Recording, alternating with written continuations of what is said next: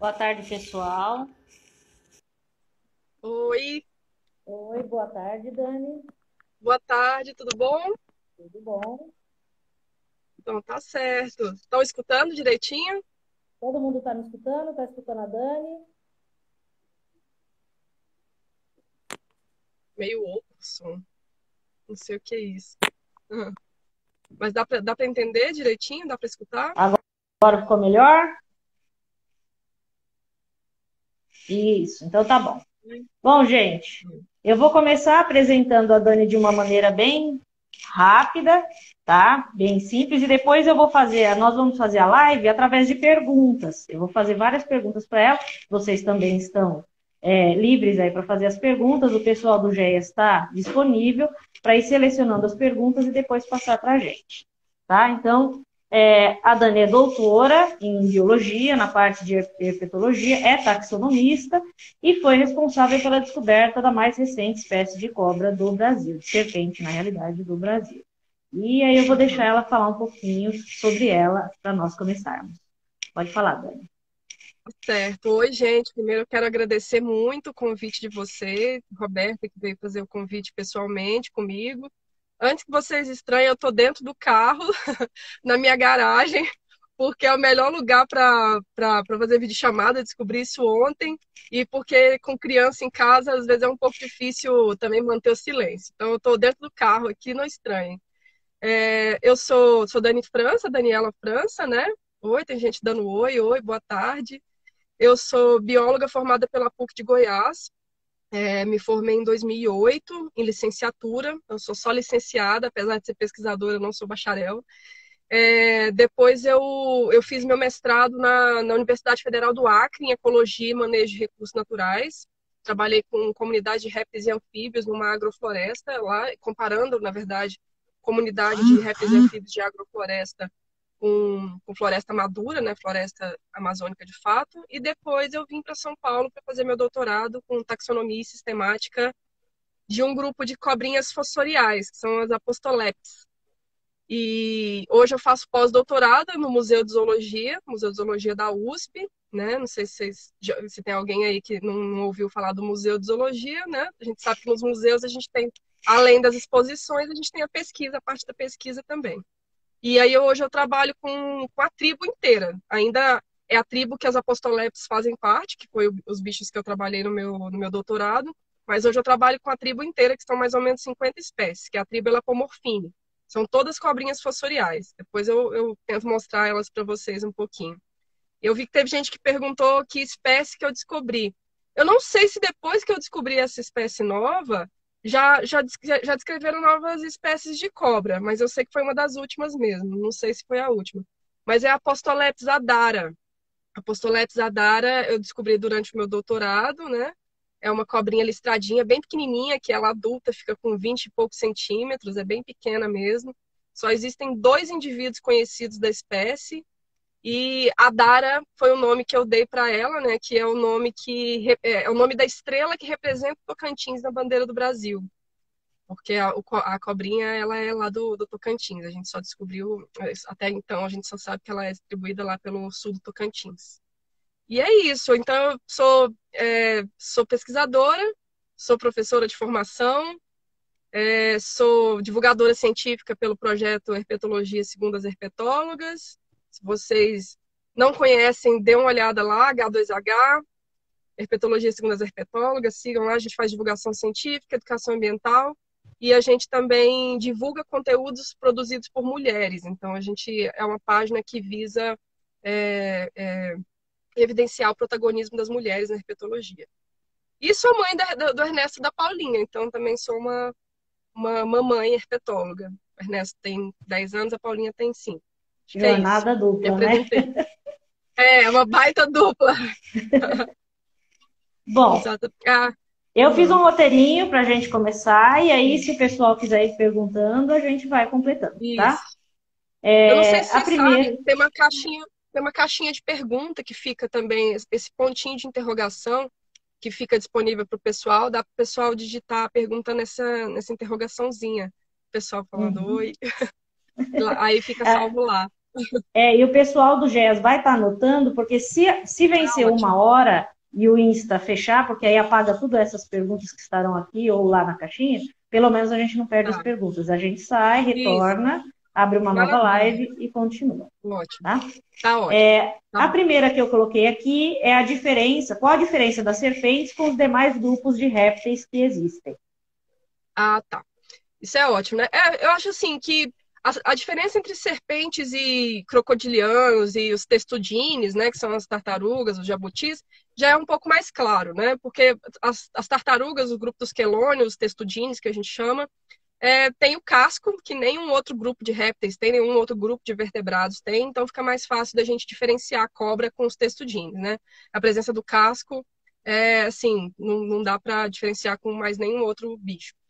E com os crocodilianos também, né? São bichos que têm patas, são bichos que têm a carapaça, né? As placas dérmicas. Então, tem várias outras características. A questão do coração dos crocodilianos, que tem 4 câmaras, dos outros répteis não tem 4 câmaras, tem só 3, né?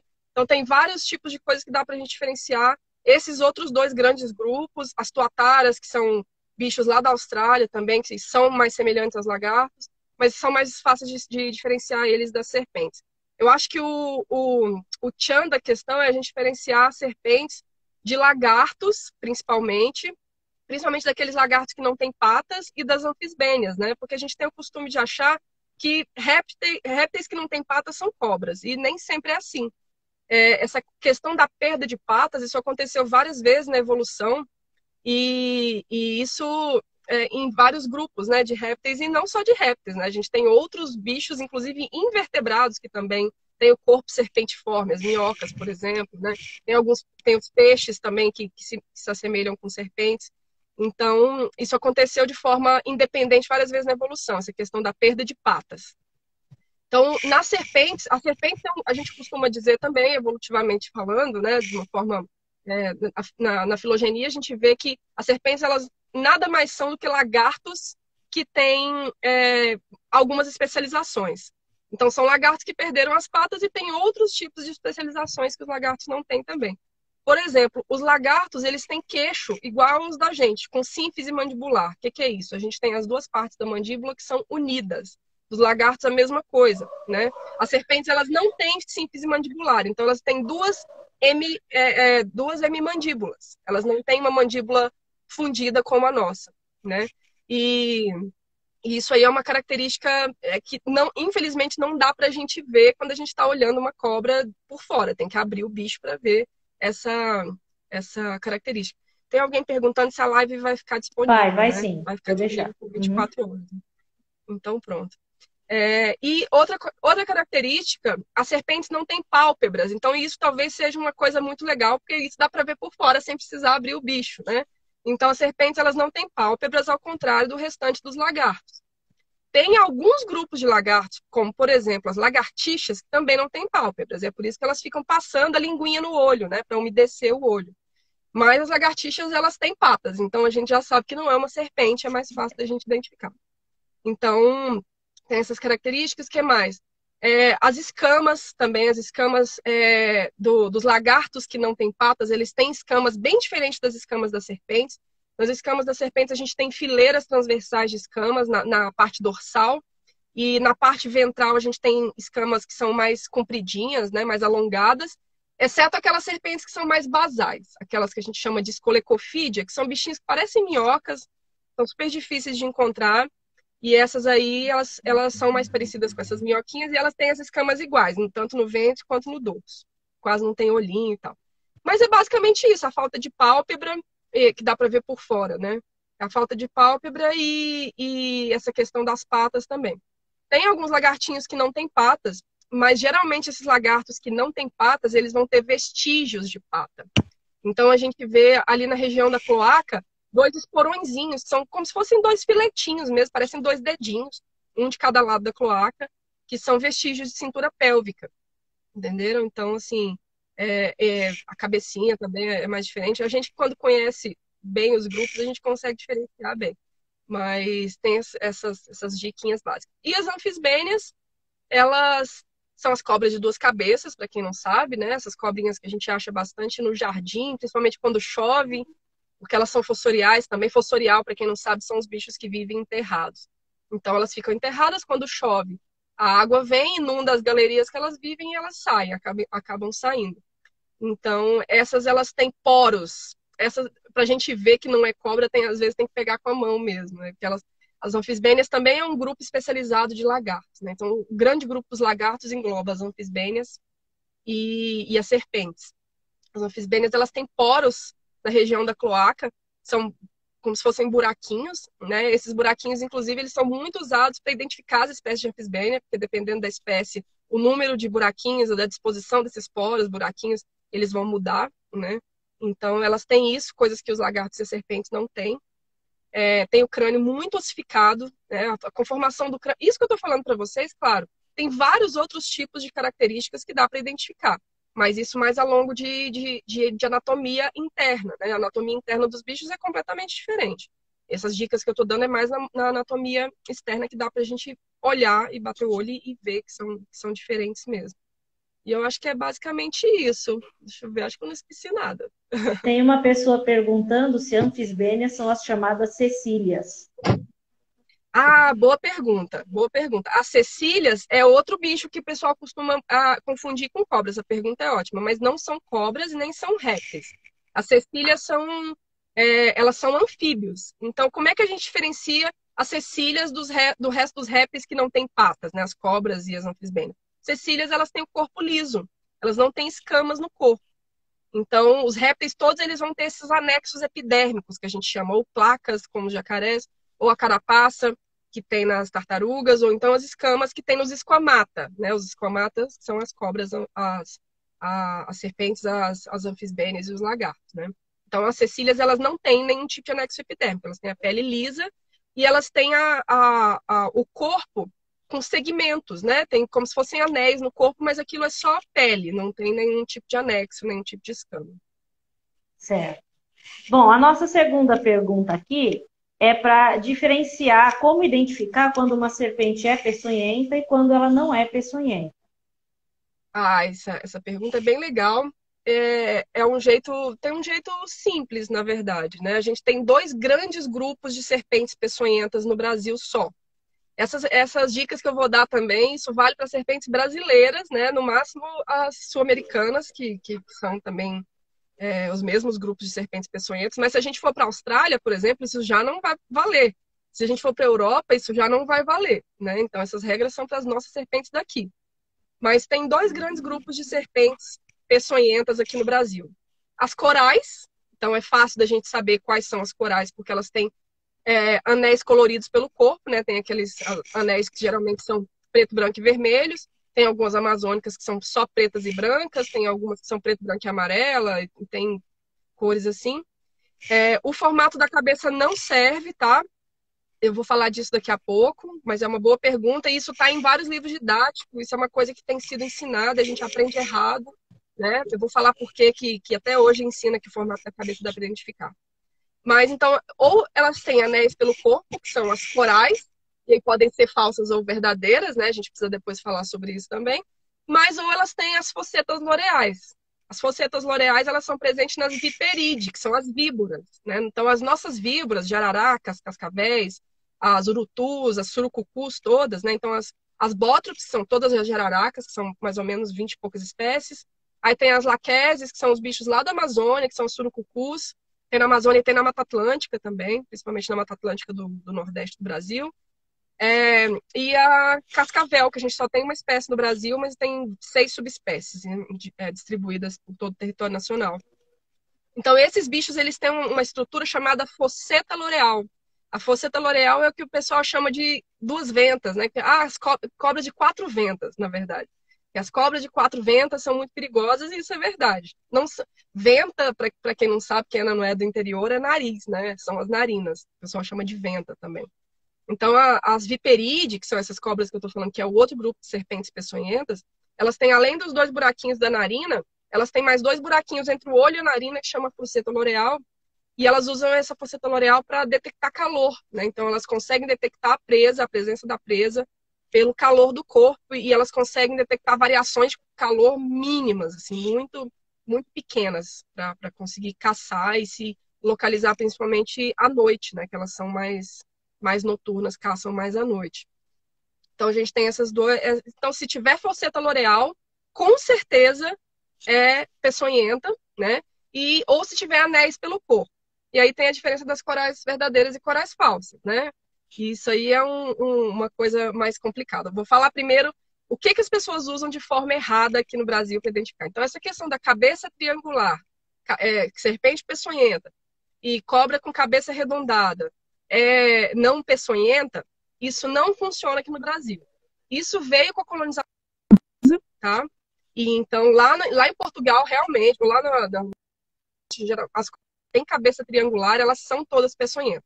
Aqui no Brasil, a gente tem vários exemplos, por exemplo, a jiboia, as salamantas, tem várias espécies, aquelas que imitam as falsas jararacas, que são do gênero Xenodon, elas conseguem triangular a cabeça, inclusive a gente acha que é para imitar essas que são as viperídeas, que tem a cabeça mais triangular, mas elas conseguem triangular a cabeça, elas têm a cabeça em formato mais triangular, e elas não são peçonhentas, então não funciona. Aqui no Brasil, então, ou é dos anéis pelo corpo, ou a falseta l'oreal. E as falsas corais e corais verdadeiras, o problema é que tem muitas exceções. A gente tem falsas corais em várias famílias diferentes de cobras. Então, corais verdadeiras são todas micruros ou leptomicruros, que são bichos lá da Amazônia que a gente não precisa se preocupar porque não tem por aqui. Então, aqui a gente só tem micruros, né? Todas têm os anéis coloridos pelo corpo. E são todas a família Elapide. Todas elas micruros, família Elapide. As falsas corais, elas têm em vários gêneros distribuídos em várias famílias, inclusive até na família Anelide, que é uma família basal de serpentes, que só tem uma espécie nessa família, também é uma coral falsa. A gente tem coral falsa da família Dipsadidae, a gente tem várias espécies de vários gêneros, a gente tem coral falsa da família Colubride, a gente tem coral falsa de fossorial, tem coral falsa arborícola, porque elas têm a coloração parecida com a da coral, então são chamadas de coral falsa. Algumas são peçonhentas, outras não são peçonhentas. Então, o único jeito eficaz da gente diferenciar uma falsa de uma verdadeira é abrindo a boca dela e vendo se tem a presa, né? Que as verdadeiras, elas têm as presas na frente da boca, que é a dentição proteróglifa, e as falsas, ou elas não vão ter presas, ou elas vão ter a presa na parte de trás da boca, que são as opistóglifas, né? As opistóglifas têm as presas na parte de trás, e as áglifas são as que não têm as presas de veneno. Mas, então, só que tem umas regrinhas que a gente pode usar assim. Se a coral ela tiver a cauda muito fininha, já vai ser uma coral falsa. As corais verdadeiras, elas sempre têm a cauda curta e grossa, né? A cabeça das corais verdadeiras também são bem arredondadinhas, né? Não dá para diferenciar bem da espessura do corpo. Elas têm o olhinho bem pequeno, né? E pretinho, as corais verdadeiras que eu estou falando. Geralmente os anéis no corpo, eles contornam o corpo inteiro, né? As corais falsas, muitas delas têm o ventre claro, branco, ou todo vermelho, ou não tem os anéis que contornam. Então, se vê uma coral que tem o ventre todo branco, a chance dela ser falsa é muito grande. Claro que tem as exceções, né? Como eu falei, é muito complicado. Coral falsa tem de tudo quanto é tipo. Então, tem algumas que tem também os anéis.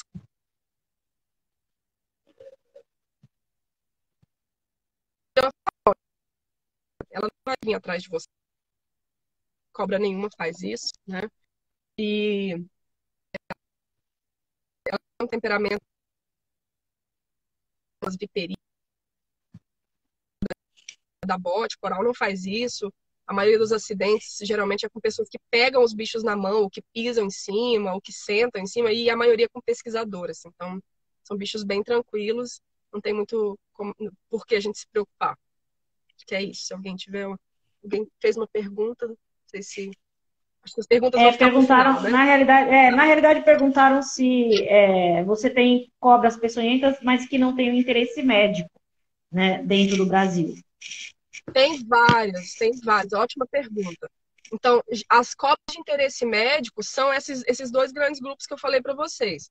São as micruros, né, que são as elapide, as corais verdadeiras, E as bótrops, as crotalos, né? As bótrops são as jararacas, as crotalos são as cascavéis, as surucucus, esses bichos são as víboras, né? Esses são os de interesse médico, que são as que têm as focetas loreais.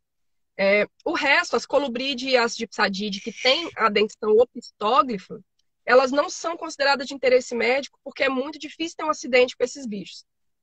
Tem algumas notificações, tem até artigo publicado noticiando acidente causado por esses animais que têm a dentição opistóglifa, mas elas não são consideradas de interesse médico, por isso que eu falei, né? A toxicidade do veneno geralmente é mais baixa, tem alguns estudos com algumas serpentes que são opistóglifas, né? De novo, as opistóglifas são essas que têm a presa lá atrás, então não são de interesse médico. Então, tem alguns estudos novos mostrando que algumas têm um veneno bastante tóxico, têm glândulas de veneno bastante grandes, que são capazes de produzir, de causar um acidente bastante sério, mas por causa do temperamento, o tamanho da boca, às vezes isso é muito difícil de acontecer. Então, são cobras com a boca pequena, muitas vezes, que não mordem, que não usam veneno para se defender, então elas não vão morder para se defender. Então, é muito difícil ter um acidente com essas cobras. Exceto algumas, por exemplo, do gênero Philodrias, essas já é mais comum, elas não são consideradas de interesse médico, mas elas têm alguns casos de acidente com essas cobras, são aquelas cobrinhas verdes, né? Cobrinha verde, corre-campo, as Philodrias naterere, eu acho que tem caso de acidente, tem as Philodrias olferse, que são as mais agitadinhas, e elas podem morder, podem. Se você deixar ela te mastigar, então tem isso também, ela só vai conseguir te envenenar se você deixar ela te mastigar, que é bem complicado a cobra te morder, você deixar ela continuar te mordendo, né, sem tirar. E tem as da família, da tribo Pseudoboine também, que são, há várias corais falsas são dessa família. As mussuranas também, que são as cobras pretas, elas também são, tem alguns casos de acidente com essas cobras, mas como eu falei, muito raro. E aí elas não são consideradas de interesse médico por causa disso. Nosso próximo tópico é a diferença entre o que é um animal peçonhento e o que é um animal venenoso, porque a gente fala, né, cobra peçonhenta, cobra peçonhenta. Também, ótima pergunta. Eu adorei todas as perguntas que você fez e tal, vou já falando sobre isso aqui. É, toda cobra peçonhenta é venenosa, né? Todo animal peçonhento, ele tem veneno, ele tem peçonha. Mas nem todo animal venenoso é peçonhento. Como assim? As cobras, quando elas são venenosas, elas obrigatoriamente são peçonhentas. O que é peçonhenta? Peçonhenta é o que tem a peçonha ou veneno e é capaz de inocular. Então, o que é um animal peçonhento? São serpentes, são escorpiões, que são capazes de aplicar o veneno na pessoa ou na presa, né? Independente do que seja. As abelhas. Então, os animais venenosos já não são capazes de inocular, eles são passivos. Então, o envenenamento acontece de forma passiva. Como assim? Para você ser envenenado por um sapo, você precisa comer o sapo, pôr o sapo na boca. Ou ir lá e ficar espremendo a glândula de veneno do sapo e colocar aquele veneno na boca. Então, ele não consegue inocular o veneno, então ele é só venenoso. As cobras, elas têm um aparato inoculador de veneno, então elas são consideradas peçonhentas. Essa é a diferença básica de peçonhenta com Então, venenosa. nesse caso mesmo, uma opistógrafa, ela é peçonhenta. Apesar da gente quase não falar, a gente fala mais das solenógrafas. A gente quase não fala, principalmente quando é para a população mais leiga, principalmente quando é para pessoas que não são da área das biológicas, né? O pessoal de fora da veterinária, de fora da biologia, a gente não costuma falar. Por isso que eu falei, é muito difícil ter um acidente com uma dessas, né? Com as opistógrafas. Então, se a gente falar, mesmo aquelas que não causam acidentes, são venenosas, as pessoas entram em pânico achando que toda cobra tem veneno, que não é também, de fato, uma verdade. Também tem bibliografias que falam que toda cobra é venenosa, peçonhenta, tem bibliografias que já não concordam com isso, que falam que essas que falam que toda cobra é venenosa consideram até a saliva das boíde, por exemplo, que são as jiboias, eles consideram como se fosse um tipo de peçonha. Mas eu não concordo particularmente, porque se for assim, até a gente é peçonhento, né? A gente morde uma pessoa, a gente tem a saliva de fato é proteína digestiva, então pode causar uma infecção ali na pessoa, mas eu não acredito muito nisso, não. Mas tem então essas duas vertentes dentro da herpetologia também, aqueles que acreditam que toda cobra é venenosa, peçonhenta, e alguns que acreditam que nem todas são. Tá bom? A nossa próximo tópico é quais são as principais características da peçonha e do veneno de cada gênero dessas cobras que são de interesse médico, né? As características do veneno. Isso eu vou falar de um jeito bem simples também, tá? Que eu não estudo muito essa parte do veneno. Então eu vou falar um pouco mais sobre da ação desse veneno no corpo da gente quando acontece um acidente, né? Então a gente tem aquelas que têm ação neurotóxica, as corais verdadeiras. Todo acidente com coral verdadeira é um acidente grave, para começar, né? Isso não acontece nos outros grupos. Então, o veneno da coral verdadeira, além dele, ele é muito tóxico porque o peso molecular é muito baixo. Então, ele atinge muito rápido a corrente sanguínea e chega no sistema nervoso central muito rapidamente. Então, quando você sofreu um acidente com coral verdadeira, tem que ir o mais rápido possível para o hospital, tem que buscar atendimento o mais rápido possível.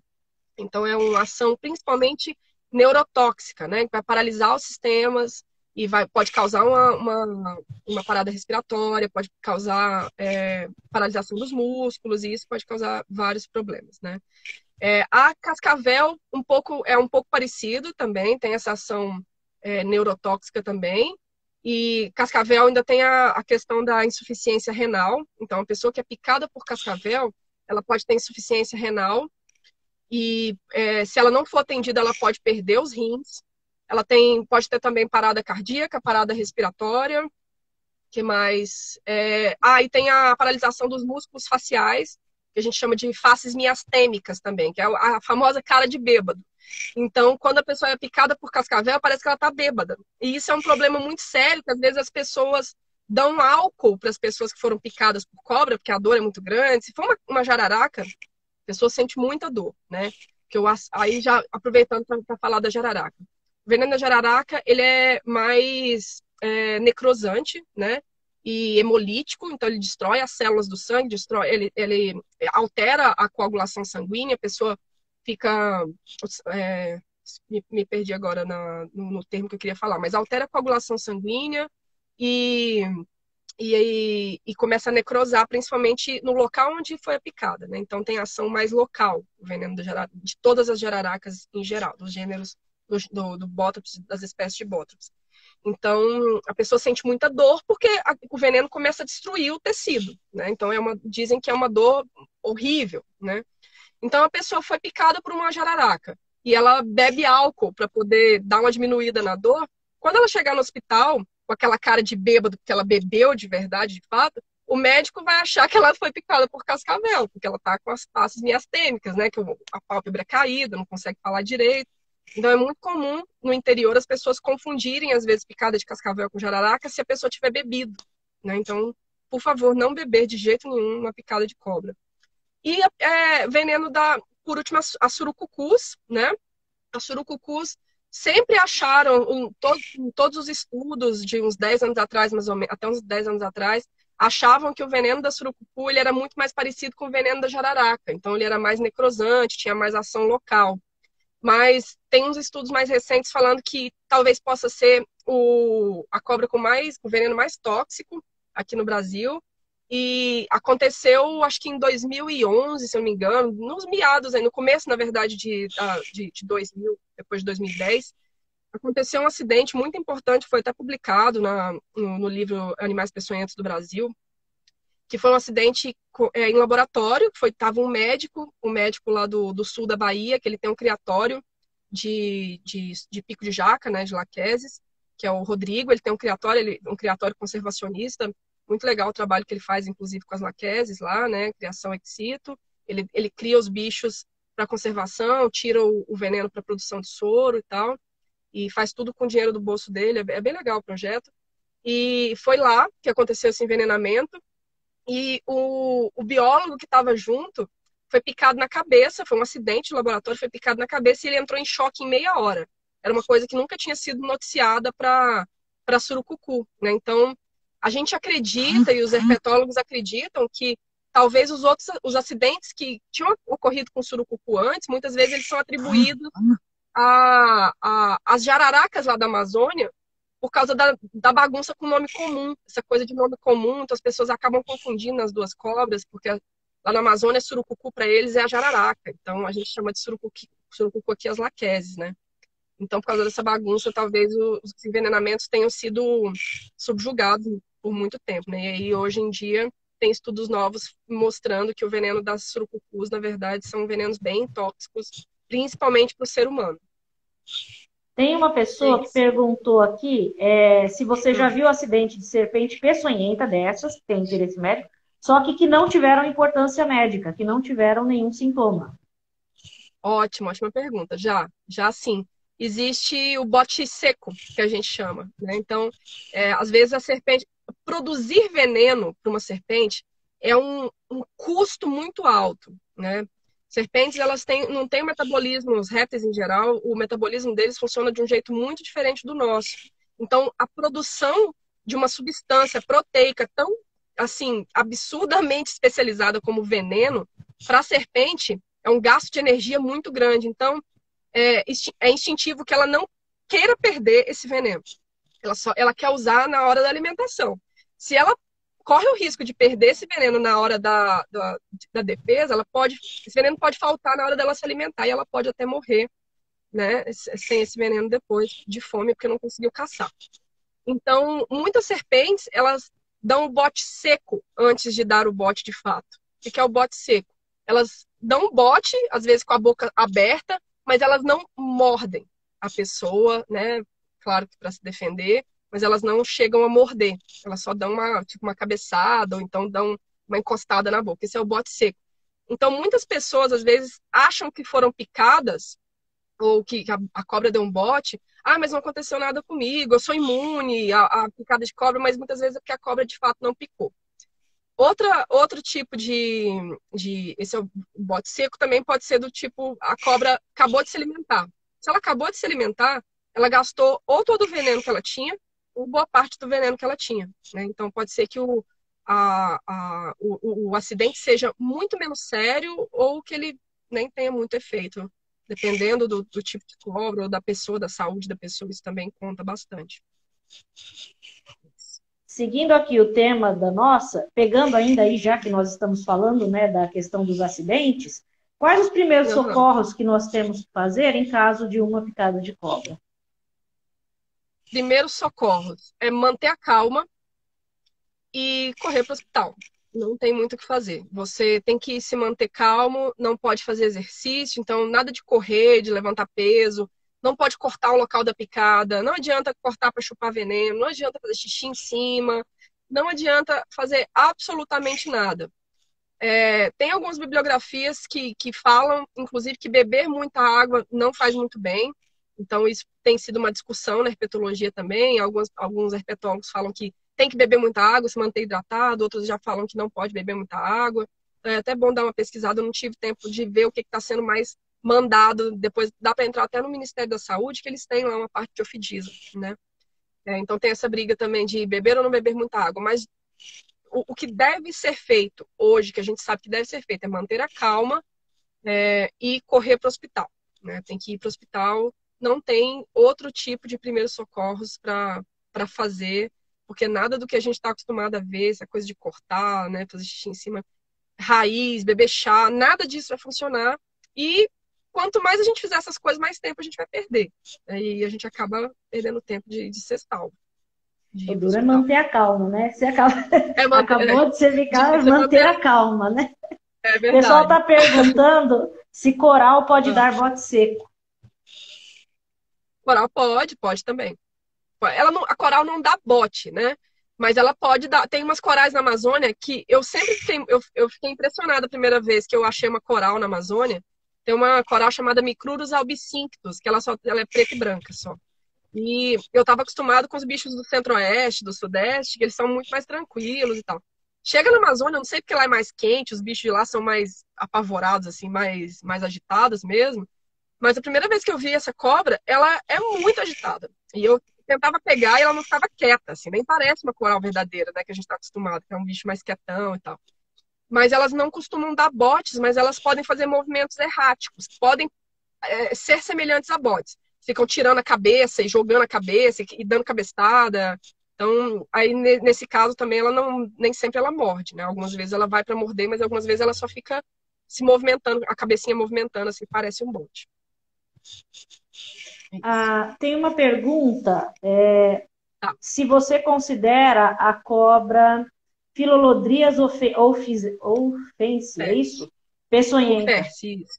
Isso, Ela é peçonhenta. Ela é é peçonhenta. peçonhenta. Peçonhenta, sim. Ela é peçonhenta porque ela tem, né, glândula de Duvernois. Elas têm as glândulas que são diferentes, são de origem diferente das glândulas de veneno, das peçonhentas que a gente conhece mais, que são as elapide, né, as micruros, né, as corais verdadeiras e as nossas víboras. Então, são glândulas diferentes, mas são glândulas produtoras de veneno também. E elas têm um aparato inoculador, então elas são peçonhentas por definição, né? Só que, assim, o que o pessoal às vezes confunde um pouco é aquilo que eu falei. Às vezes, em palestras, se a gente for ver, às vezes, palestras de educação ambiental, a gente não costuma citá-las como peçonhentas, né? Por causa dessa coisa do interesse médico. Elas, apesar de que elas causam acidentes, elas podem causar acidentes, elas não têm tanto interesse médico como as nossas peçonhentas de fato, né? Acho que é Alguém está isso. perguntando se a coral verdadeira demora só 5 segundos para injetar veneno, isso é verdade? Coral verdadeira demora só 5 segundos? Eu acho que pode ser até menos, né?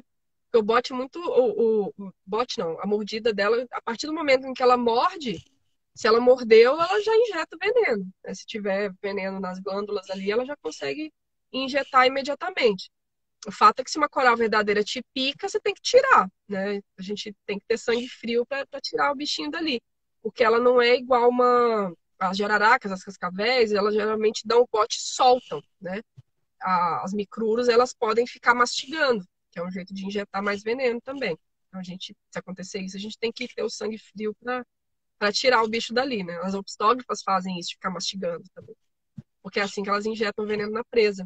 O veneno Uhum. delas é para digestão, no caso das opstógrafas. Então, elas ficam ali mordendo para injetar. Quanto mais veneno elas injetarem, mais fácil vai ser a digestão delas. Então, o veneno vai ajudar na digestão.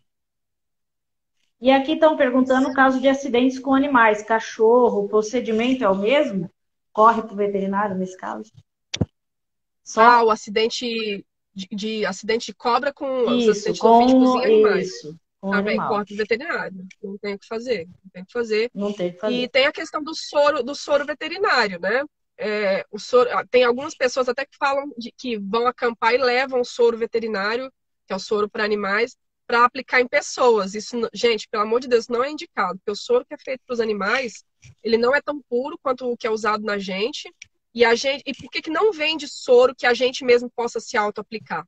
Porque o soro ele tem que ser aplicado num hospital com acompanhamento de um médico. O médico vai saber a quantidade certa para aplicar em cada pessoa e vai aplicar junto um antialérgico para não ter choque anafilático, porque às vezes o próprio soro pode dar uma reação alérgica na pessoa, né? Então, o soro ele é sempre ministrado junto com o antialérgico. Então, a gente não pode, de forma alguma, tomar o soro fora do hospital. E para os animais também é a mesma coisa, né? Então, tem que ser junto com o veterinário vai calcular pelo peso quantas ampolas vai ser, qual o remédio qual o antialérgico vai ser aplicado junto, né? Então, mesmo procedimento.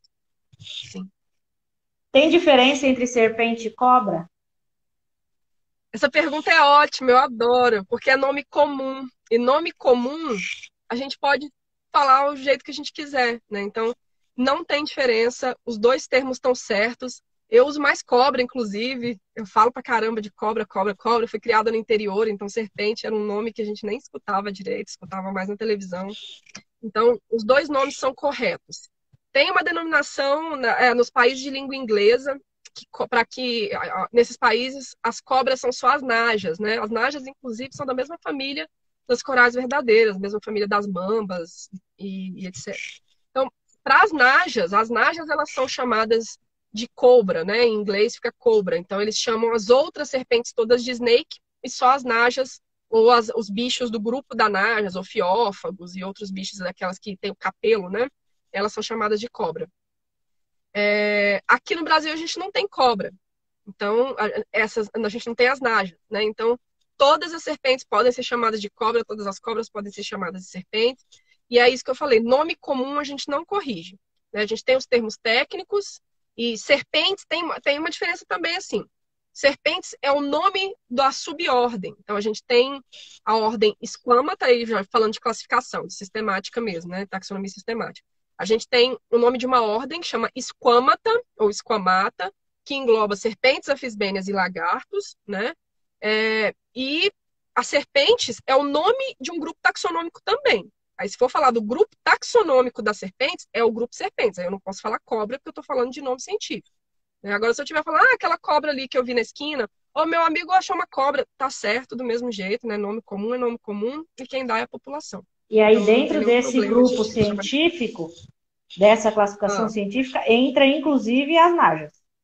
as najas, normal. Serpentes são todas, serpentes gerais do mundo inteiro. Entra todas as famílias de serpentes, todos os grupos de serpentes, as jiboias, todas, né? Todas, até os bichinhos basais, até as mais especializadas. Aí o outro item as serpentes são animais que historicamente sofrem muito preconceito. Você acha que o conhecimento divulgado, por exemplo, por internet, hoje a gente tem muito conhecimento disponível, fez perder uma parte desse preconceito ou esse preconceito ainda existe, ainda é forte? É muito forte, mas eu acho que a gente não pode negar que a internet ajuda. A internet ajuda e a internet atrapalha, né? Então, eu acho que depende muito do canal usado. O canal usado para a gente obter informação. É o que eu sempre falo para o meu filho, que adora peixe. De vez em quando ele me aparece com umas histórias sobre peixe. Eu falo, meu filho, para de ver YouTube, vai estudar um pouquinho de peixe.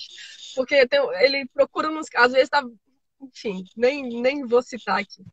Mas a gente tem que ter muito cuidado com os locais onde a gente procura informação, né? Então a internet ela pode tanto ajudar muito quando ela pode fazer um serviço, como a gente vê muitas vezes, a gente posta no H2H às vezes reportagens, a gente desmistifica reportagens que inclusive foram publicadas no G1 da Globo, com informações super erradas, falando que a jararaca de 2 metros matou, picou um cachorro, mas o cachorro sobreviveu, aí você vai ver uma dormideira, né? Que é uma cobrinha que não tem perigo nenhum.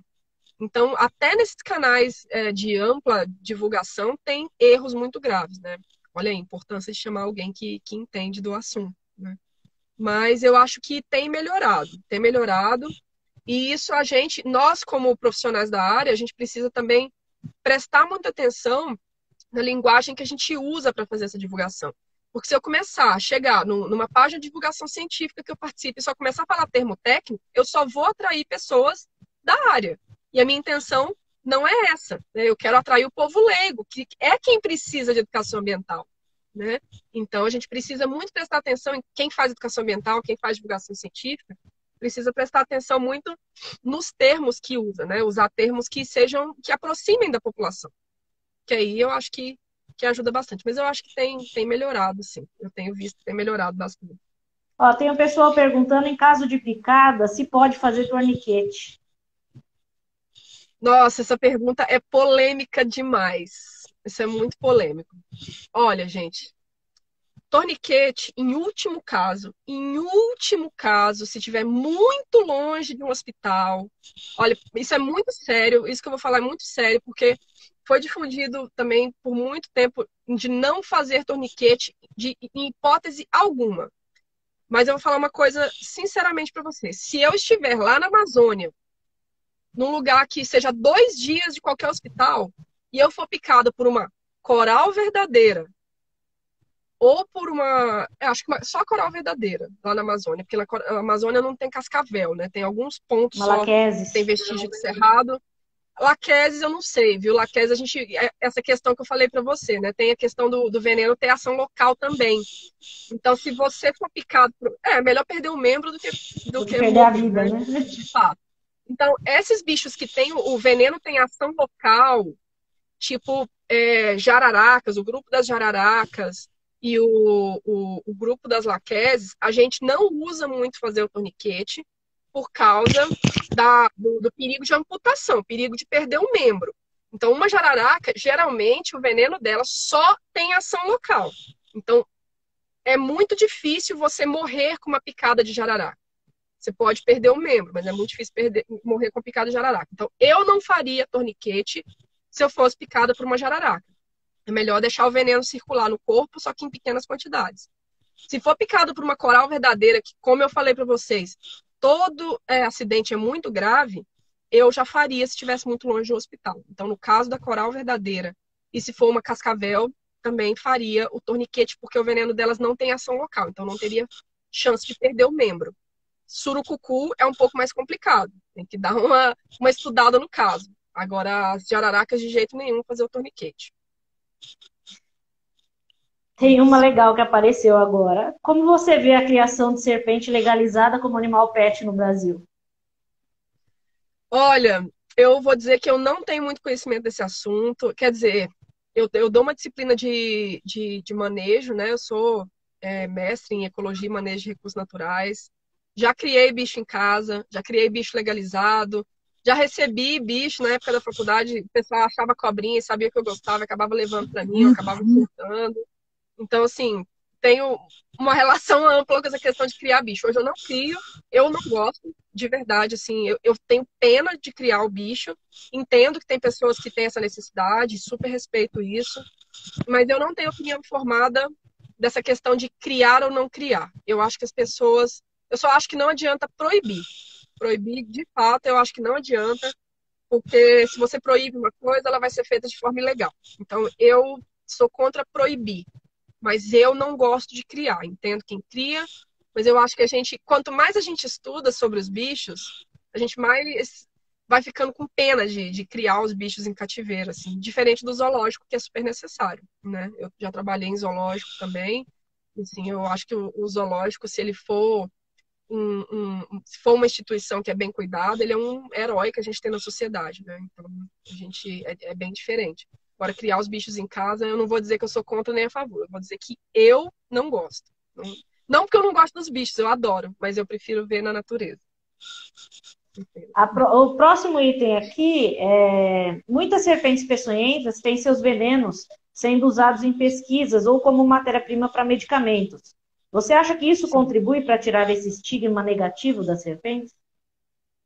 Eu acho que contribui muito. O problema é que isso raramente é divulgado para as pessoas. Então, a maioria das pessoas não sabem que o captopril é feito a partir do veneno da jararaca, por exemplo. Tem remédios anestésicos muito fortes, melhores que a morfina, feitos a partir do veneno da cascavel, né? Então, as pessoas não sabem disso, muitas vezes dentro da academia, né? As pessoas que trabalham com pesquisa muitas vezes não sabem disso. É muito específico, né? E aí, como as pessoas não sabem, elas acabam achando que a cobra só serve para fazer caca, né? Como as pessoas acreditam E aí que entra a seja, questão da que não é o divulgação caso. científica e da educação E entra de ambiental, né? novo. Exatamente, olha como é importante. Então, as pessoas não estão sabendo, então a gente precisa contar, né? E são coisas que eu sempre falo nas minhas palestras, sempre. Essa questão de as pessoas não entendem que as serpentes elas estão ali, elas existem só pelo fato delas existirem, elas têm que ser conservadas. Algumas pessoas não querem saber disso, elas querem saber para que serve a cobra. Então eu falo, você quer saber para que serve a cobra? Então, aquele remedinho lá para pressão que sua avó toma, então, ele não existiria se não fosse a jararaca, né? A gente precisa apelar para isso de vez em quando. Tem outras áreas, além da farmacologia, em que as serpentes estão sendo pesquisadas, em que os venenos estão sendo pesquisados? Tem a área da venômica. Hoje é um termo até meio novo, que é a genômica do veneno. Então, venômica, né? Então, é estudar a evolução do veneno.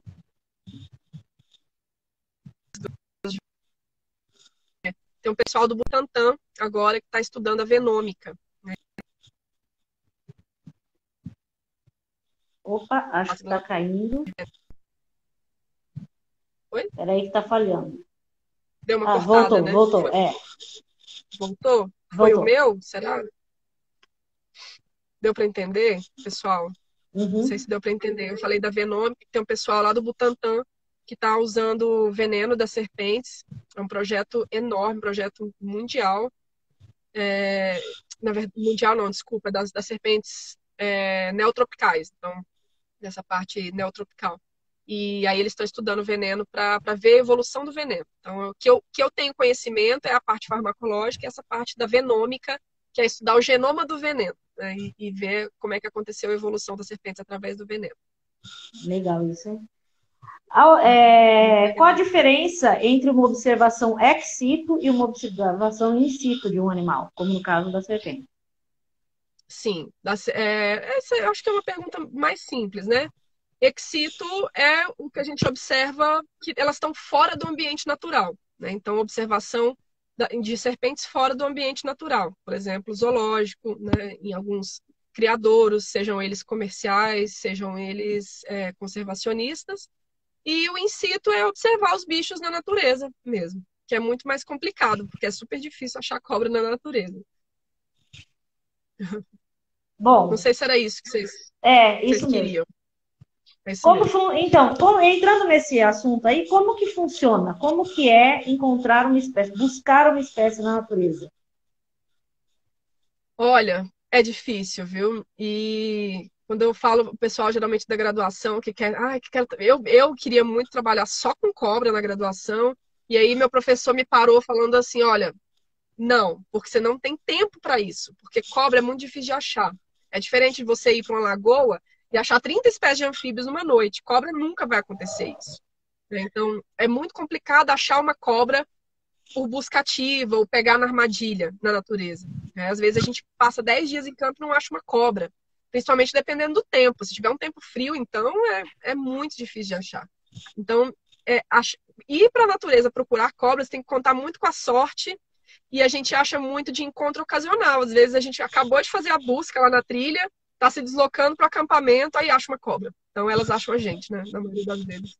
É bem, é bem complicado de achar. E às vezes Tem eu já uma tentei pessoa que achar colocou uma 7 pergunta aves muito por noite. interessante aqui. Programas de Uhum. TV que mostram a manipulação de serpentes com puro intuito exibicionista afeta ou contribui com a educação ambiental? Ai, gente, isso também é um problema muito sério, né? Porque só de estar mostrando as cobras já é uma coisa boa, né? Tem pessoas que fazem por exibicionismo, e tem, por exemplo, vou citar o nome do YouTube, né? Ele já foi mordido, já foi picado, e ele mostra, pega as cobras, puxa pelo rabo. E no começo eu ficava xingando ele. Aí eu parei para pensar que de fato ele faz educação ambiental, porque ele está ali pedindo para não matar as cobras e falando bem delas. Então ele faz de uma forma que eu não julgo certo, mas esse sou eu, né? Então a gente tem que aprender também a respeitar a forma como as pessoas trabalham. Eu não trabalharia dessa forma. Eu sou contra você ficar, principalmente respeitando o bicho, estressando o bicho, ficar pegando sem necessidade. Eu acho que não é a forma com a qual eu gosto de trabalhar. Mas eu não posso negar que ele também está fazendo educação ambiental de uma forma diferente, talvez de uma forma que, na verdade, de uma forma que eu não faria, que eu não.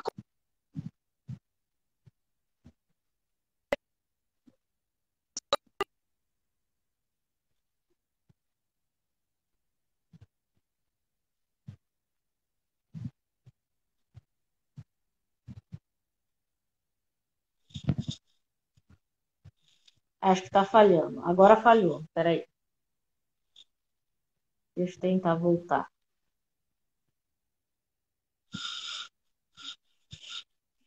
Voltou. Agora Minha voltou. internet caiu, aí eu coloquei nos dados móveis, agora vai. Tá. Onde que eu parei? Onde que vocês escutaram? Até onde vocês escutaram? Que você faria diferente, que não era uma É forma que isso. você faria. É isso, então.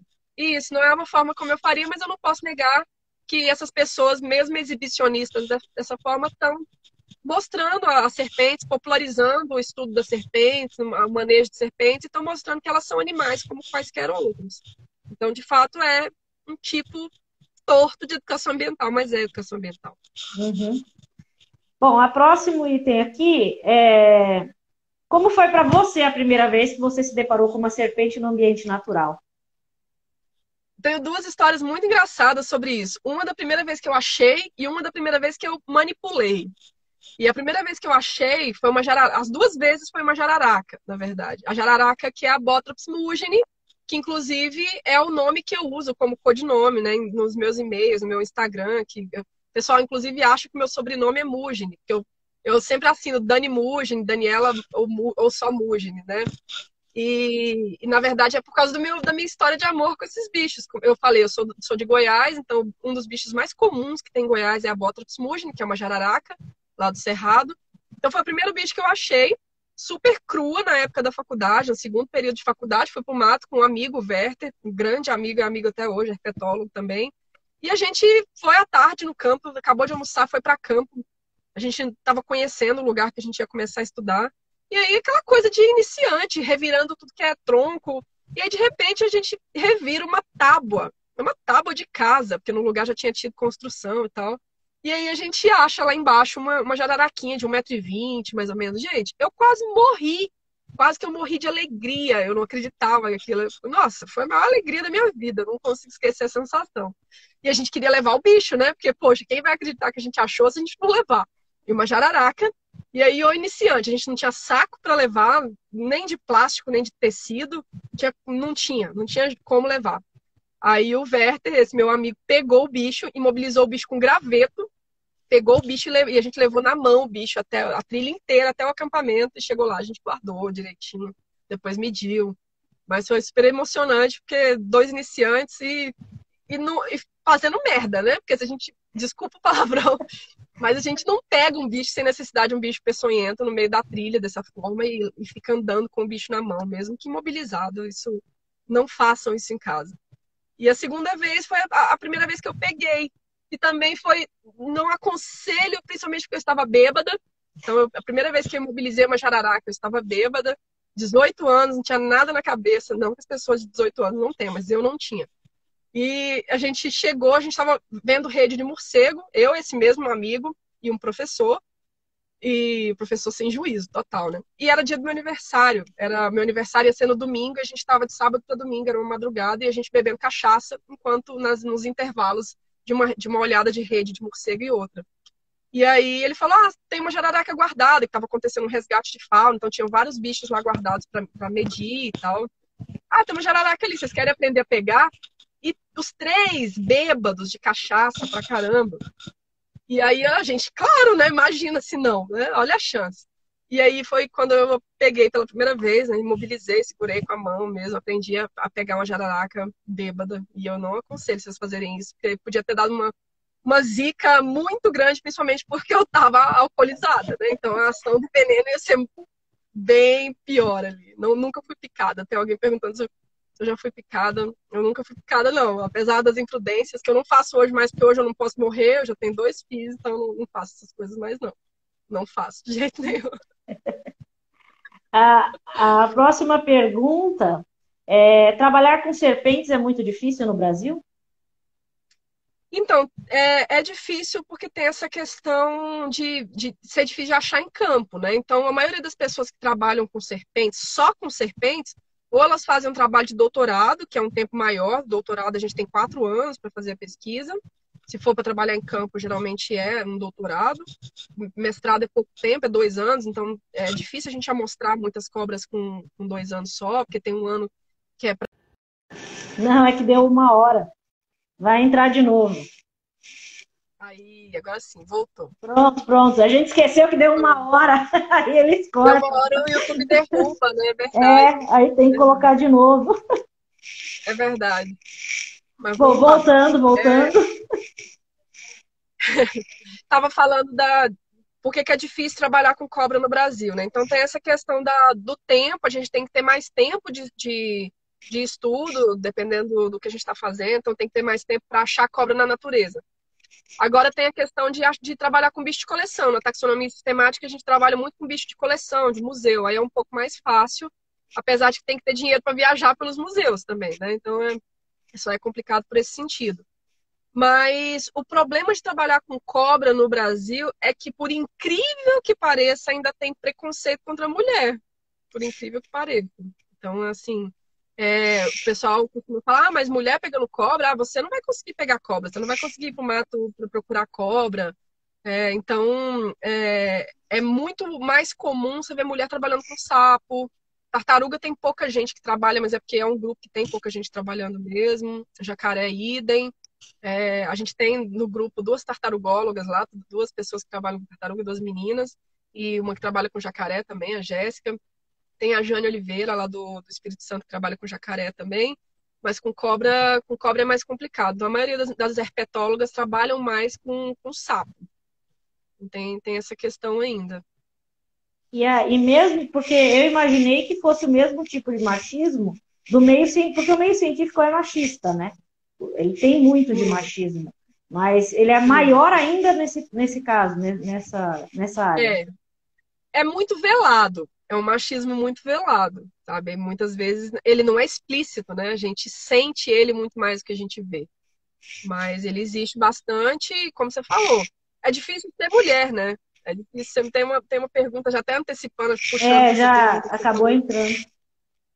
Se é difícil ser mulher na herpetologia, acho que a No pergunta era meio essa, científico em geral, né? no meio científico. É difícil ser mulher na sociedade de hoje, na sociedade, né? Acho que sempre foi. Só que isso tem sido muito mais debatido. Na época que eu estava na faculdade, por exemplo, eu acho que a herpetologia não é nem difícil trabalhar com cobra por ser mulher. Eu acho que ser herpetóloga já é difícil. Eu acho que tem áreas científicas que são muito piores, por exemplo, as engenharias, né? Quem é cientista na área de engenharia é muito mais complicado, física é muito mais complicado, mas na herpetologia, dentro da biologia, tem algumas áreas que são piores e a herpetologia é uma delas. A herpetologia sempre foi muito masculina. A gente vê fotos de congressos, assim, de algum tempo atrás, tem uma foto histórica que eram, tipo, 20 homens e uma mulher no meio. E teve uma foto de uma reunião de espécies ameaçadas ano passado que foi a mesma coisa, sabe? Então a gente vê que às vezes nem mudou tanto assim. A gente vê que tem muita mulher, só que poucas delas acabam atingindo cargos de chefia, sabe? Então poucas mulheres têm posições de prestígio, posições de privilégio, muito mais homens que ocupam essas posições de chefia, cargos de chefia, né? Então, existem muitas mulheres, mas poucas chegam tão longe quanto os homens chegam. Elas acabam se perdendo no meio do caminho. Tem vários estudos. Hoje eu faço parte de um grupo de estudos de mulheres na herpetologia que a gente está, inclusive, coletando esses dados, né? Sobre por que as mulheres desaparecem, por que na carreira da biologia entra 50% de homens e 50% das mulheres, mas pouquíssimas chegam a um cargo de professora, que seria o nível máximo da carreira acadêmica, né? Então elas se perdem no meio do caminho, muitas vezes não, geralmente é por causa do machismo que isso acaba acontecendo, é o vazamento de duto que a gente chama, um fenômeno que acontece bastante.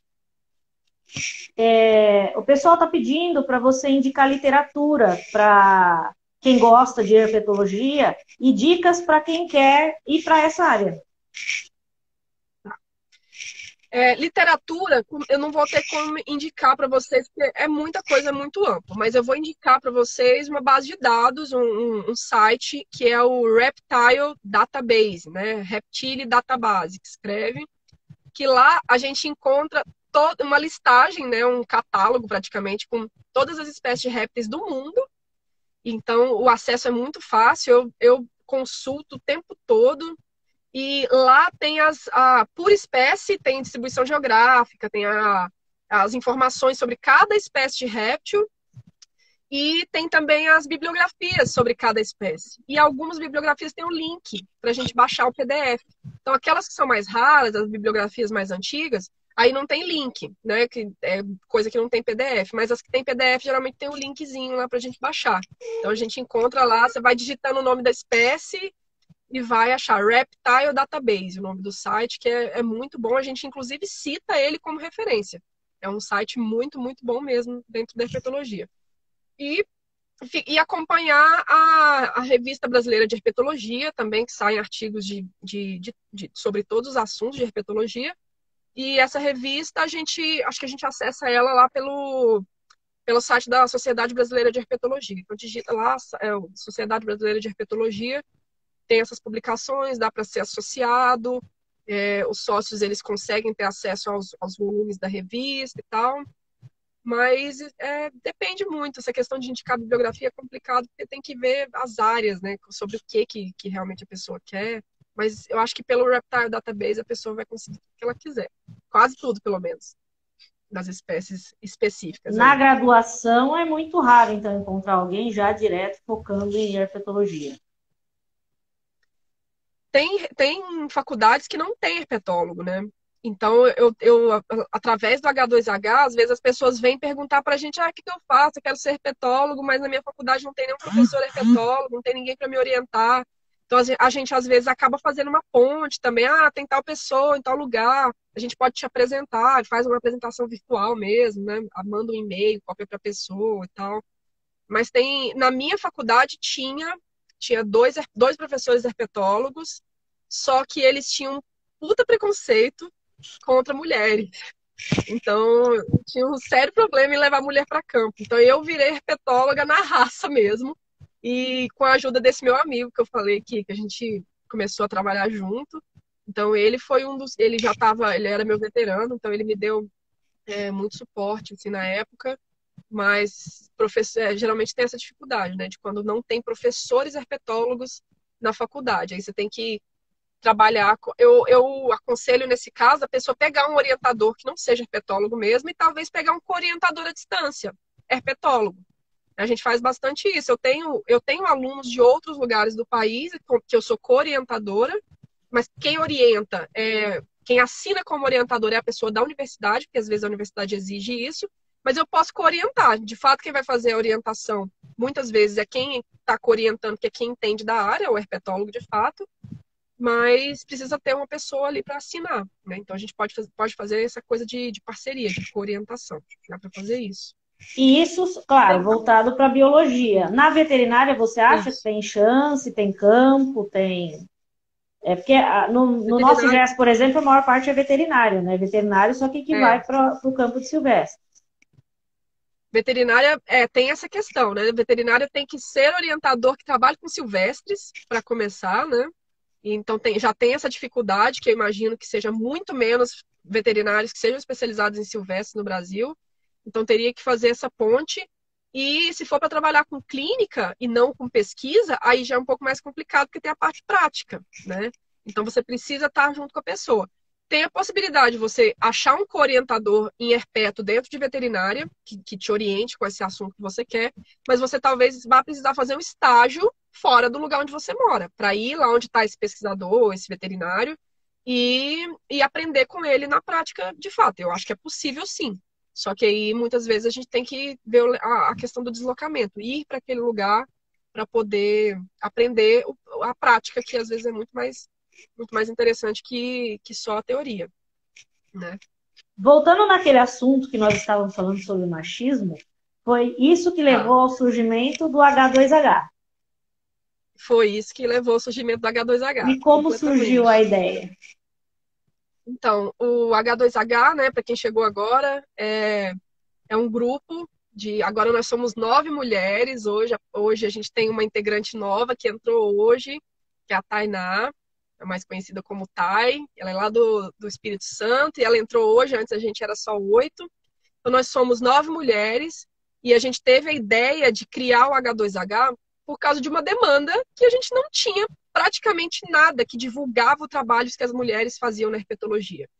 Então a gente via sempre, principalmente em redes sociais, isso eu observo desde que eu era estudante de graduação, na época do Orkut lá, eram só homens que discutiam em grupos de herpetologia, eram só trabalhos de homens que eram divulgados, eram só fotos de homens que eram publicadas nas redes sociais, nas revistas, em tudo quanto é lugar. Então, os homens apareciam muito e as mulheres nada. Então, uma coisa que eu costumo falar sobre o H2H é que o H2H não quer rebaixar os homens, não quer diminuir o trabalho que os homens fazem, a gente não quer de forma alguma ser inimiga dos homens ou falar que eles são piores que nós. A gente só quer igualdade. Então, a gente só quer mostrar que as mulheres também estão produzindo, que as mulheres também são cientistas que produzem coisas de qualidade, que as mulheres também podem ser boas fotógrafas, que as mulheres também estão ali para fazer palestras nos congressos, que não precisa ser só homens palestrantes, porque até isso a gente via, só os homens palestravam, só os homens são chefes de laboratório, só os homens são escolhidos como orientadores, só os homens são escolhidos para bancas de mestrado, doutorado.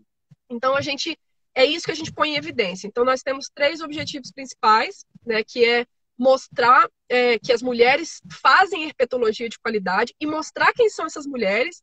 Até vou deixar aqui uma propagandinha de amanhã, né? Então toda quarta-feira, a partir de amanhã, a gente vai ter entrevistas com herpetólogas, mostrando quem são essas herpetólogas brasileiras, o que elas fazem, o que elas estão pesquisando, como elas podem orientar, como elas podem ajudar, as linhas de pesquisa, onde elas estão. Então, toda quarta-feira, em horários pré-definidos, o de amanhã vai ser 8 da noite, no horário de Brasília, com a Fernanda Werneck, que inclusive ela ganhou o prêmio L'Oréal, né, de pesquisas de mulheres na ciência. Tem uma pesquisa super interessante com, com impactos nas comunidades de lagartos da Amazônia e do Cerrado, impactos causados pela ação do homem, né? Faz um trabalho super importante. Então, a gente tem essa linha de ação e a gente faz a parte da educação ambiental também, né? e divulgação científica. A parte da divulgação científica a gente faz também praticamente principalmente com trabalhos onde tem mulheres participando. Então, o que é essa divulgação científica que a gente faz? A gente pega um artigo que foi publicado e vê, tem 10 autores, 9 são homens e uma é mulher. A gente faz a divulgação desse artigo. Se tiver uma mulher, a gente divulga. Como que a gente divulga? A gente pega esse artigo, escreve, né, pede para a pessoa que está ali participando, se ela pode escrever um texto de fácil entendimento para as pessoas leigas. Então, a gente traduz aquele artigo que uma pessoa nunca entenderia se ela não fosse cientista e traduz para uma linguagem que uma pessoa que nem é da biologia consiga entender e vê a importância daquilo. Por que a gente faz essa questão da divulgação científica? Então, essa questão da gente observar que a herpetologia é muito masculina, ela é desde sempre. Mas em 2018, quando começaram os primeiros cortes das bolsas, né, os primeiros cortes na ciência, com a mudança de governo e tal, aquela coisa toda, a gente começou a ver que a gente estava muito distante da população. Então a gente via que muitas vezes as pessoas não sabem o que a gente faz dentro do laboratório. As pessoas não sabem o motivo delas estarem pagando o nosso salário, que é a bolsa. A bolsa nada mais é que o salário. A gente tem que se sustentar trabalhando e muitas vezes a gente tem que tirar da nossa bolsa para custear a nossa pesquisa, né? É como se a gente desse dinheiro para o chefe para trabalhar, né? É mais ou menos isso. Então, a nossa bolsa é nosso salário. E muitas vezes, e quem paga a nossa bolsa é a população, sim, é a população, através dos impostos, né? E as pessoas não sabem para que elas estão pagando essa bolsa, então elas não querem saber de bolsa para cientista. Que, poxa, meu dinheiro podia estar sendo investido em coisa melhor. Então, a gente se vê na obrigação de falar para as pessoas, de dar uma satisfação. Olha, o que você está me pagando para fazer é isso, isso e isso. A importância do que você está me pagando para fazer é essa, essa e essa. E assim as pessoas veem a importância de fato do que a gente está fazendo e elas vão. A gente tem a esperança de que no futuro as pessoas briguem junto com a gente pela valorização da ciência. Muitas pessoas já entenderam, sim, e conseguem. E aí, assim, elas cobram, né? Junto com a gente, cobram dos governantes por essa valorização e pelos investimentos na ciência. Então, foi por isso Na que a realidade, H2H surgiu. parte de um pressuposto que podemos falar que é errado, que o pesquisador ele é um estudante, ele não é um estudante, ele é um profissional, ele é um pesquisador, né? Então, a partir do momento que você não dá esses direitos trabalhistas, ele perde muito, né? Perde muito, justamente. E tem uma diferença mesmo, né? Tem uns tipos de pós-graduação, que aqueles MBA, aquela coisa, é diferente, é como se fosse um curso, né? É diferente do que a gente faz. A gente, quando entra na pós-graduação, o cientista, quando ele entra, um biólogo, né, um pesquisador, quando ele entra na pós-graduação, é porque aqui no Brasil a gente não tem a profissão de pesquisador regularizada. Então, para você ser um pesquisador, você precisa entrar no mestrado, num doutorado, num pós-doutorado, e depois precisa passar um concurso em uma universidade, ser professor e pesquisador. Não pode nem ser só pesquisador. Tem pouquíssimas instituições no Brasil que têm pessoas que são só pesquisadoras, né? Butantan tem, Fiocruz tem, Fundação Vital Brasil, mas são poucas, assim. Então, a gente precisa ser professor e pesquisador. Mas a gente consegue isso através do mestrado e do doutorado. E a gente tem dedicação exclusiva. Você não pode trabalhar quando você está no mestrado e no doutorado e tem bolsa. Então, sim, a bolsa é o salário da gente. Né?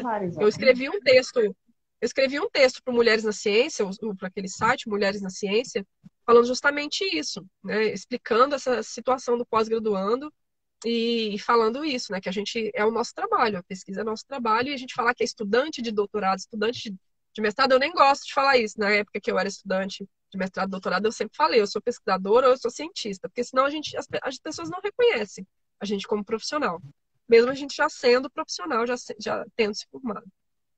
Estão perguntando aí se pode ser licenciado. Obviamente pode, né? Você falou no começo que você é licenciada, né?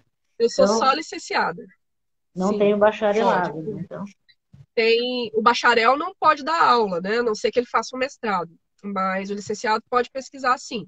E aí isso depende também, tem alguns concursos que você vai prestar, que aí exige que você seja bacharel ou exige que você seja licenciado. Então depende também do concurso. Mas para ser pesquisador, de fato, não precisa ser bacharel. Você pode ser só licenciado, que eu sou só licenciado. Não dá para ser assim. Nós tínhamos uma questão para encerrar, mas antes dessa questão, eu vou fazer aquelas que ficaram. Ficaram algumas questões ainda que as pessoas tinham feitas. Uma pessoa colocou assim: encontrei uma cascavel e fiz a soltura. Você acha que foi correto ou seria indicado ligar para um órgão específico para vir resgatar?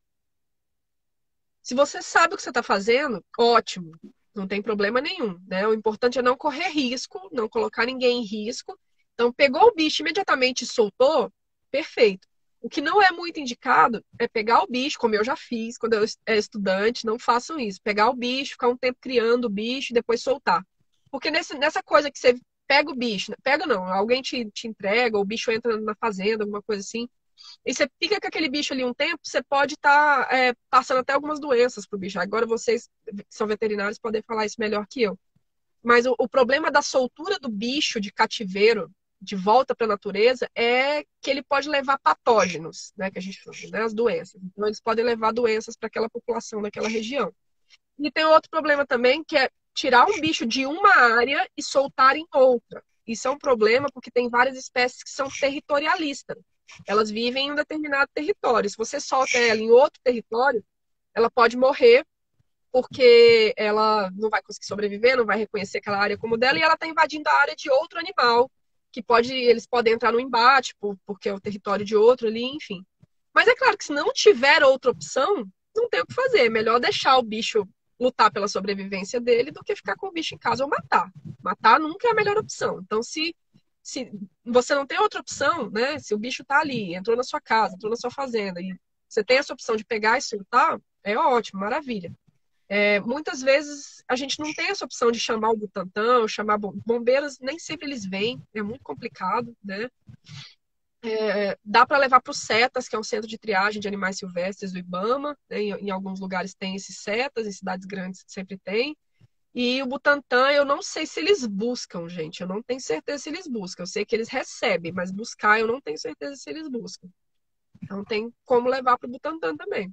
Em alguns casos é Mas até melhor se o bicho não... e nós sabemos que muitas das que chegam no Butantan hoje, quando eles não têm utilidade para a serpente lá, eles acabam sacrificando porque eles não podem fazer soltura, né? Eles não são autorizados Exatamente, a fazer soltura, justamente. né?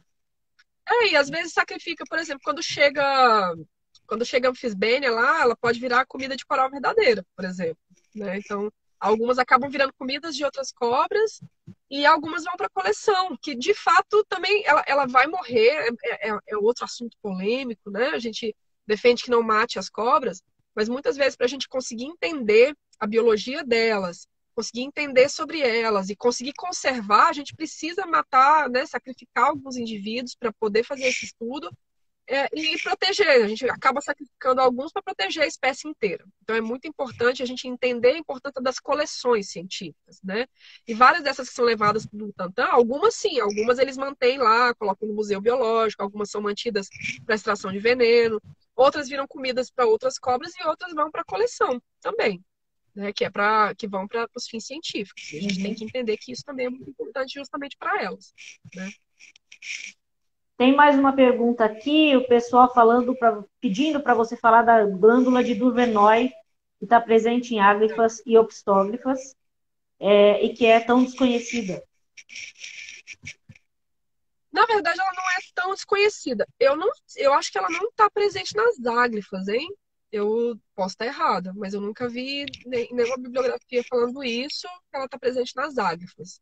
As áglifas, que eu saiba, só tem as glândulas salivares, né? De serpentes normal. E as glândulas de veneno, é legal a gente falar que as glândulas de veneno nada mais são do que glândulas salivares especializadas, né? Modificadas. As glândulas de Duvernoy, elas estão presentes ou glândulas de Duvernoy, elas estão presentes nas opstóglifas, né, e são consideradas também glândulas de veneno.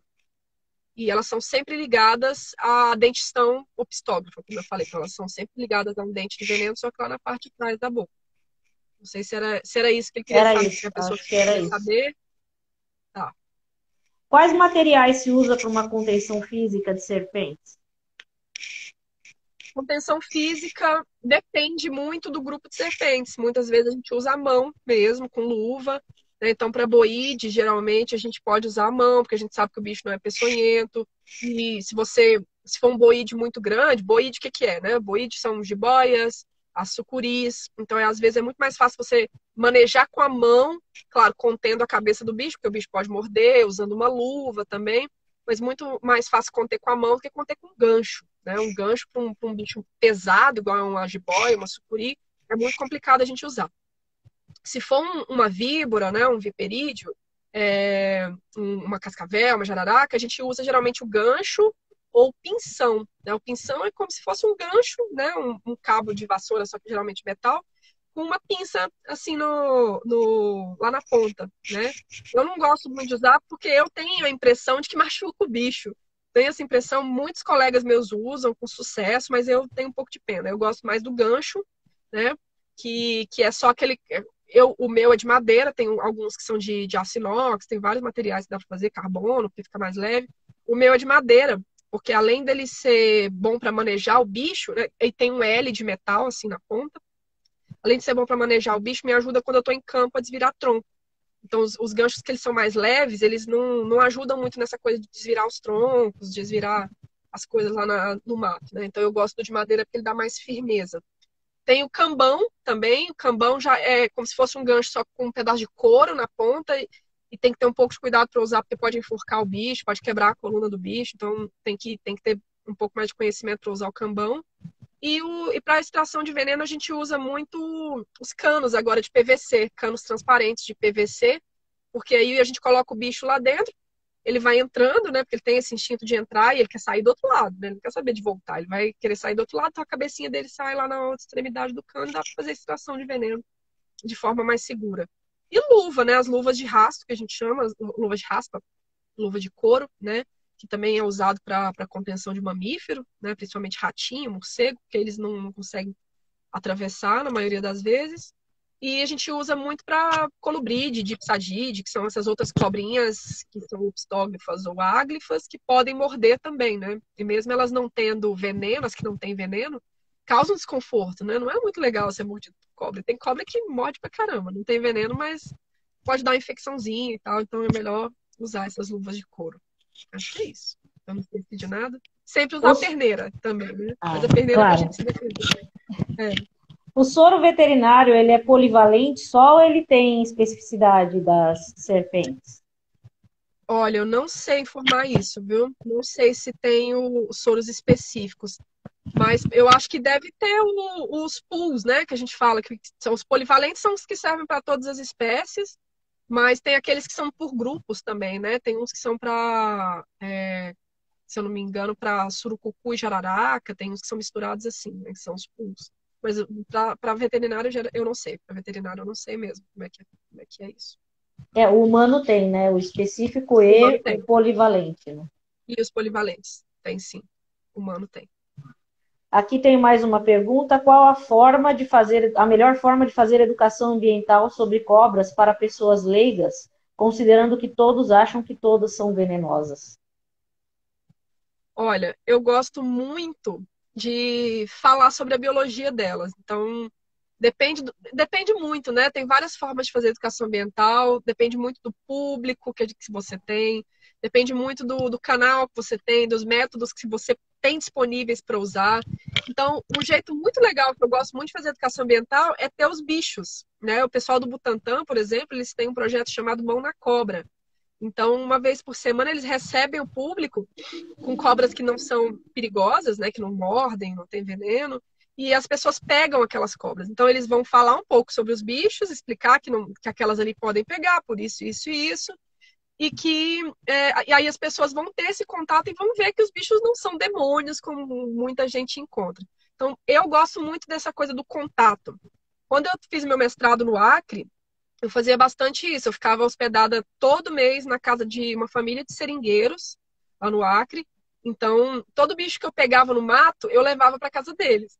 No começo eles estranhavam um pouco, mas eles foram acostumando e no final uma filha deles até virou bióloga também.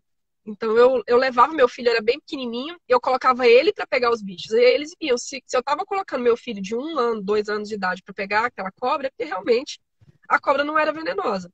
Então, acho que o conhecimento, levar conhecimento sobre o bicho, mostrar a biologia do bicho, falar por que aquele bicho pica, que quem são os predadores, na verdade, somos nós, né? Os vilões da história, na verdade, somos nós. As pessoas falam, a cobra invadiu minha casa. Eu falo, não, a cobra não invadiu sua casa, pera lá. Você construiu sua casa lá no habitat dela. Então, quem invadiu a casa de quem, né? Então, eu acho que é muito importante a gente mostrar quem realmente as cobras são, falar sobre elas, e, se possível, ter esse contato, né? Levar esse contato para as pessoas é bem legal. É bem. O acidente com uma serpente não venenosa, por exemplo, uma jiboia, Uhum. não é necessário, então, buscar o atendimento médico. Se faz só a higienização ou é necessário se buscar o Isso. atendimento médico?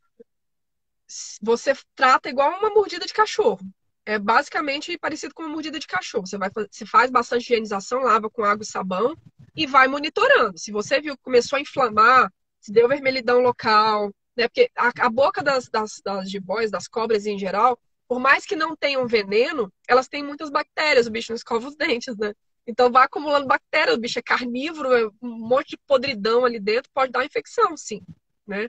Então, se foi mordido e começou a ter febre, ou começou a ter vermelhidão local, começou a ter outros sintomas que não só aquela dor local, que depois ela vai passar, é melhor ir para o médico, sim.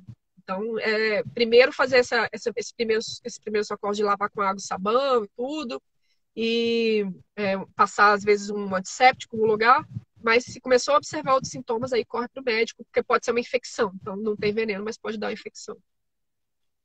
E aí, para a gente encerrar, aí sim eu vou fazer a pergunta que eu queria para finalizar, Tá, que é para você falar sobre os mitos e as verdades relacionados às serpentes, o que você acha eu adoro necessário. isso.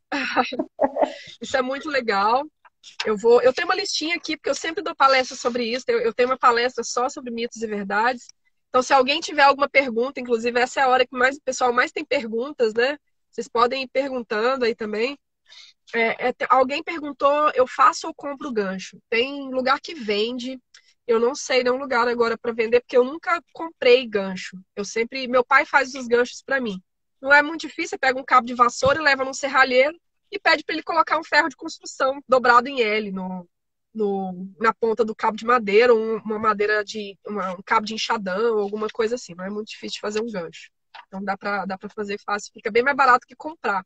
Mas se colocar gancho herpetológico na internet, você vai achar lugar para comprar também. Então vamos lá. Alguns mitos e verdades eu já fui falando no decorrer da live, né? Sobre tratamentos, essas coisas. Mas, por exemplo, o chocalho da cascavel. Isso é uma coisa que quase todo mundo acha, que os gominhos do chocalho representam a idade. Então, se você contar os gominhos do chocalho da cascavel, você sabe quantos anos ela tem. Isso é mito. A gente sabe quantas trocas de pele ela tem. Então, toda vez que ela troca de pele, sai um gominho novo, né? Então, só que as cobras, elas podem trocar de pele mais de uma vez por ano.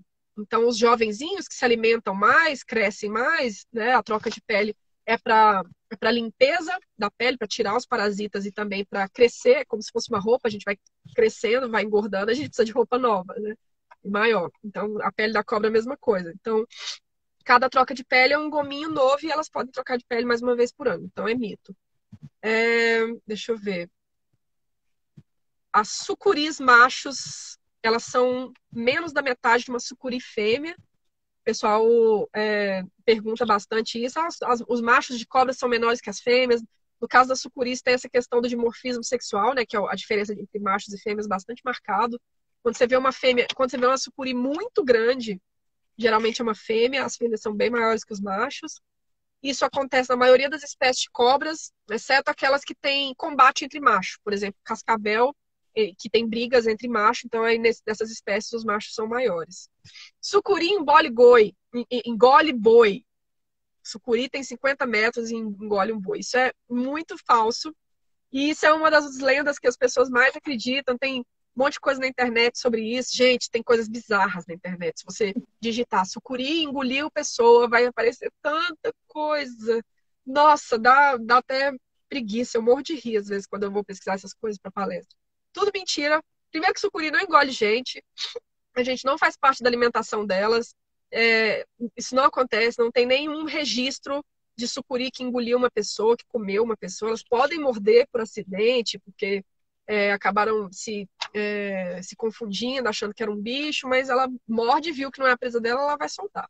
E sucuris, elas chegam no máximo, o maior registro de sucuri é de 9,5 metros, que foi um registro do Marechal Rondon. Ele achou uma pele, né, dentro de um lugar lá junto com os índios, a pele tinha 11 metros. E aí, tirando a porcentagem, que a pele é maior porque ela estica e tal, Então o bicho tinha mais ou menos 9,5 metros, é o recorde para uma sucuri, né? Ela tá ali lado a lado com a Piton, que tem mais ou menos esse tamanho também, mas as sucuris elas são um pouco mais volumosas, o volume corporal é maior.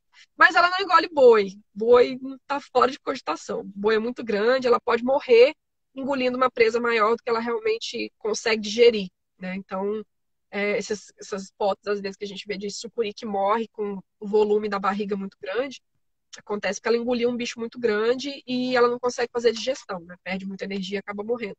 Mas boi não está fora de cogitação. Ela pode até conseguir engolir um bezerro, uma capivara, um jacaré, mas boi é muito grande para ela.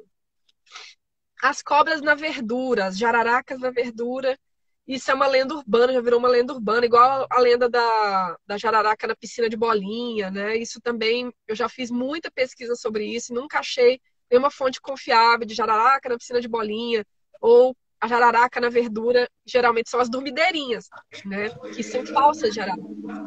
As jararacas na alface, que dão lá na alface, elas estão lá, na verdade são dormideiras, são cobrinhas que não são de interesse médico também, e elas estão ali para comer a lesminha que vai comer a alface. Então elas estão, na verdade, fazendo um favor para a gente, que é tirando a, a, a praga, né, da alface. A caninana, que a caninana mama, a cobra que mama, isso Cobra também que é uma mama. lenda que a cobra que mama é outra coisa sensacional, né? Então, essa lenda a gente acredita que ela veio lá do sul, porque lá no sul é frio, e aí na época do frio as cobras elas procuram um abrigo quentinho. E o lugar mais quentinho da casa é a cama, né? Então, é muito comum encontrar cobra em cima de cama ou dentro de berço, né? Às vezes acontece até acidente com crianças ou com bebês, porque a mãe colocou o bebê no berço e tinha uma cobra, pode acontecer isso. E aí as pessoas costumam achar que ela tá ali porque a mãe recém-parida tá amamentando e as pessoas acham que ela foi lá mamar na mãe. E aí então a gente acha que é por isso que tem essa lenda, que na verdade a cobra foi encontrada no quarto e as pessoas acharam que ela foi lá mamar. Mas nunca foi registrado também nenhum fato de uma cobra que estivesse de fato mamando, mesmo porque a cobra não é mamífero. E se ela mamasse no peito de uma mulher, ia ficar a marca de um monte de dente, sangue para todo lado, porque toda cobra tem muito dente. E se ela começar a sugar, com certeza vai sair bastante sangue, né? Deixa eu ver. Uma lenda que é super legal, que eu gosto de contar, que não é uma lenda, é uma história, que não é de cobra, é de teiu. Não sei se vocês conhecem o lagarto teiu. Eu sempre achei que o teiu, que era mentira, aquela história que o teiu corre atrás. Olha como também é importante que os relatos sejam contados por cientistas e sejam relatados de forma confiável, né? Sempre achei que o teiu não corria atrás, isso era história de pescador, aquela coisa toda. Até que aconteceu comigo. Eu fui chegando muito perto para tirar foto de um teiu e eu cheguei perto demais e o bicho veio, investiu e correu atrás de mim. Eu quase morri de susto. Então era uma lenda que eu achava que era uma lenda, mas que aconteceu comigo e eu percebi que não era, né? Então tem algumas coisas, quando as pessoas. Isso também é muito importante na educação ambiental. A gente vai escutar muitas histórias, a gente vai escutar muitas coisas que são passadas de geração em geração, e a gente, de modo algum, a gente vai falar assim: você está mentindo, isso não acontece, isso não é verdade, isso é uma lenda. Você não fala isso. Você fala: olha, eu não tenho conhecimento sobre isso nunca aconteceu comigo, eu nunca li isso em lugar nenhum. Mas eu vou procurar saber melhor, eu vou procurar pesquisar sobre o assunto, porque tudo pode acontecer, né? A natureza é imprevisível, tudo pode acontecer, exceto uma cobra mamar, porque cobra não é mamífero. Mas o bicho É correr o atrás, de respeito fato. à sabedoria milenar, né? O respeito. A Estela tá Exatamente, falando aí que eu exatamente. sei bem, porque o TU já correu atrás de mim também. Então, exatamente. Tem até uma área, né? O colega tá falando aqui, a colega, né? Etnoherpetologia. Herpetologia, Então, que é o estudo dessa relação da herpetofauna com as pessoas, com as comunidades tradicionais. Isso é bem importante, de fato. É isso. enfim. Fantástico, Dani, muito obrigada. Olha, Obrigada. quanto de Eu que conhecimento agradeço. que a gente ganha toda vez que vê suas palestras, é incrível. Obrigada, obrigada. E eu estou disponível, se precisarem falar comigo, entrar em contato, pode entrar em contato tanto pela Herpetologia Segundo as Herpetólogas, quanto pelo meu Instagram pessoal também, que é dani.mugini, tá? Mugini, que escreve Moogene, com 2 Os. Ou o pessoal do GES também pode indicar, se qualquer coisa, eu estou aqui. sou cientista, mas eu sou uma cientista que fala com as pessoas, tá, gente? Acessível. Essas coisas estão mudando, né? Eu sou acessível, os cientistas agora estão conversando melhor com a população, com o pessoal que é de fora da academia, então, se quiserem, podem vir tirar dúvida, podem vir falar comigo, estou disponível. E eu agradeço demais também o espaço. Eu adoro falar de cobra, então, muito obrigada. Eu que agradeço. Muito obrigada. Obrigado, pessoal. A Obrigada, live vai ficar gravada para obrigada a todo todo mundo que mundo, quiser. obrigada a todo mundo que assistiu. Muito obrigada.